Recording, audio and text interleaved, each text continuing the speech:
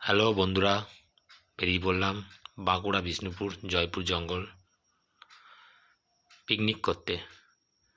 সবাই মিলে সব কিছু নিয়ে বেরিয়ে পড়লাম। চলো যাওয়া যাক এবার।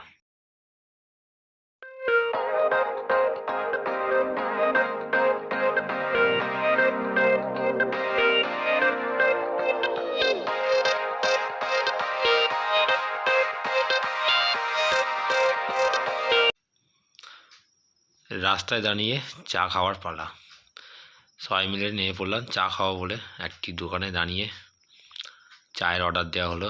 চা খাওয়া হচ্ছে আমাদের। দারুণ একটা সুন্দর সকাল, বেশ ভালোই লাগছে। ভোর ভোর বেরিয়ে চা খাওয়া। একটা দাদা আমাদের সাথে গেছিলেন।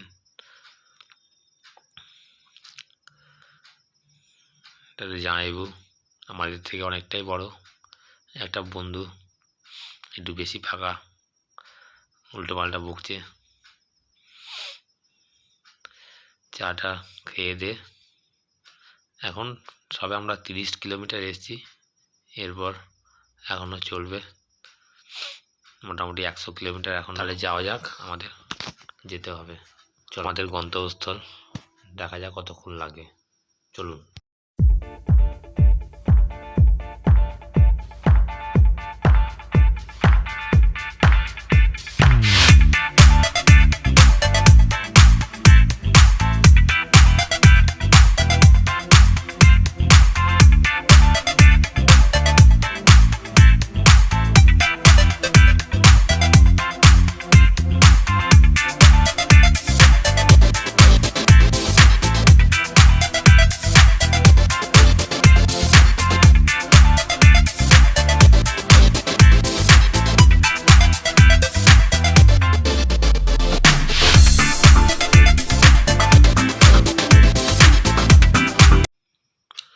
জঙ্গলের মধ্যে প্রবেশ করতেই রাস্তার ধারে একটা রিসোর্ট পেলাম।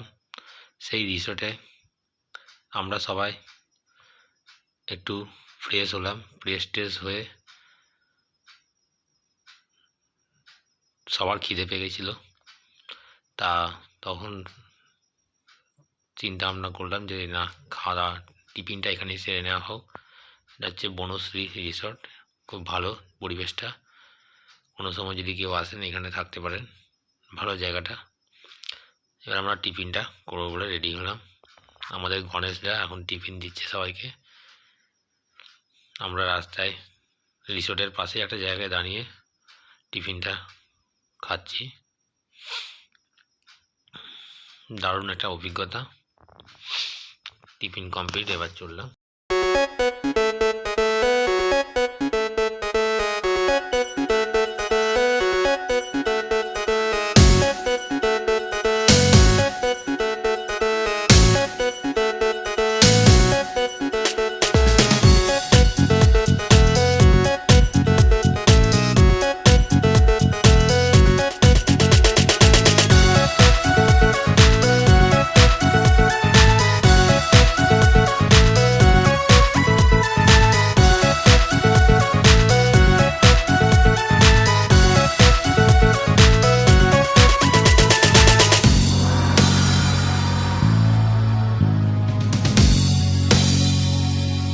জঙ্গলের মধ্যে দিয়ে লাল মাটির রাস্তা, বেশ দারুণ লাগছে।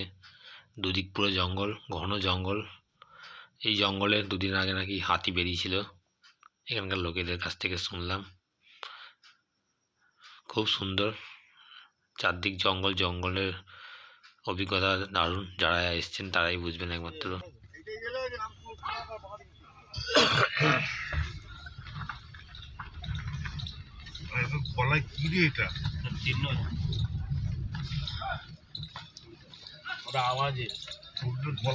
ঢং ঢং আওয়াজ হবে হারিয়ে গেলে।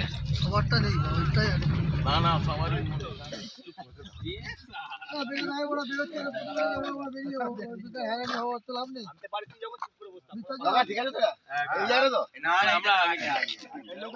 ফাইনালি আমরা এয়ারপোর্টে পৌঁছে গেছি। ব্রিটিশ আমলের এয়ারপোর্ট এটা।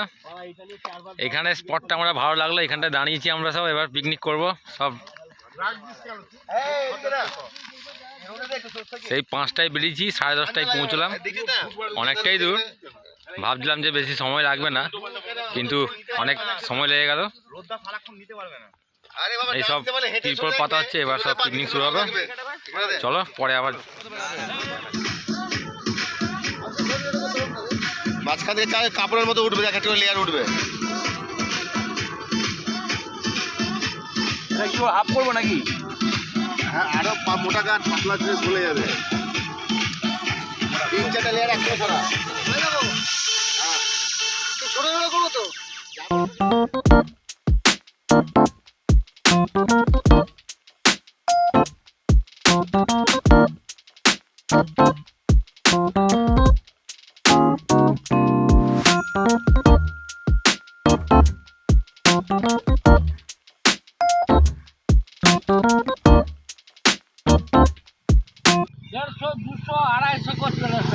হ্যাঁ, 150, 200, 250। বাড়ি কোথায়? আমার বাড়ি ওই যে এই ধারে গ্রাম আছে, মুসলিম গ্রাম। আপনি দেখেন হাতি দেখেছেন? হ্যাঁ, আমরা খেদার আছি। আচ্ছা, আমরা যে চাষ করি না, আমরা ওই ক্যাঁচা করে রেখেছি ওই রড দিয়ে, আর সেই চটের দিয়ে হ্যাঁ দিয়ে মোবিল দিলাম। ও আগুন জ্বালিয়ে দৌড়বে। হ্যাঁ, দিয়ে মোবিল দিয়ে বাড়কে নিয়ে যাবো, খেদারে নিয়ে যাবো। আবার এক একটা দাঁতাল একবারে রুখে আসবে মারার লেগে আমাদিকে। হ্যাঁ, আমরাও 4-5 থাকি পেছনে। দিয়ে শালা ওদেরও যে জানে ডর আছে, শালা যেতে দেবে। আচ্ছা, এই আগুনটা জ্বলবে গুড়গুড়। বড় বড় না বাচ্চা? বড় সব বড় সব কাজ আসতে পারবে না।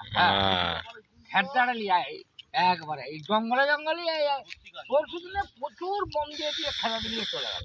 আচ্ছা, 21 তারিখ। এই কাকাটা আমাদের জঙ্গলের মধ্যে দেখা হলো। কাকাটাকে জিজ্ঞেস করা হচ্ছিল যে হাতি এই জঙ্গলে বেরোয় কি না। কাকা বললো যে হ্যাঁ, মাঝে মধ্যেই হাতি বেরোয়।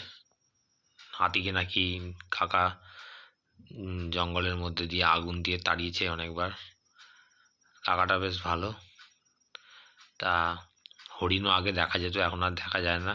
কাকার বক্তব্য, কাকা এই পাশেই একটা গ্রামে থাকে, চাষবাস করে। ওনার কাছ থেকে অনেক কিছু জানতে পারলাম জঙ্গলের বিষয়ে। বেশ ভালো লাগলো ওনার সাথে কথা বলে। সব কিছু ঠিক আছে, কাকা কিন্তু কোনোদিনও কলকাতা যায়নি, সেটা আমাদের কাছে বললো। শুনে খুব খারাপ লাগলো। এত বয়স্ক মানুষ হয়ে গেল, জীবনে কোনোদিন কলকাতা যায়নি। কাকা বেশ বয়স্ক মানুষ, ওর কাছ থেকে অনেক কিছু অভিজ্ঞতা আমরা পেলাম। Thank you. আমাদের পিকনিক কমপ্লিট করে আমরা এবার ফিরছি বাড়ির পথে। সবাই একটু কফি খাওয়ার ইচ্ছা হয়েছে। সব আমরা এখন একটা বাইখণ্ডে একটা ধাবায় দাঁড়িয়ে আমাদের কফি বানানো হচ্ছে। এখন কফি খাওয়া হবে, কফি খেয়ে সোজা বাড়ির পথে। এই যে কফি বানাচ্ছে, দেখুন।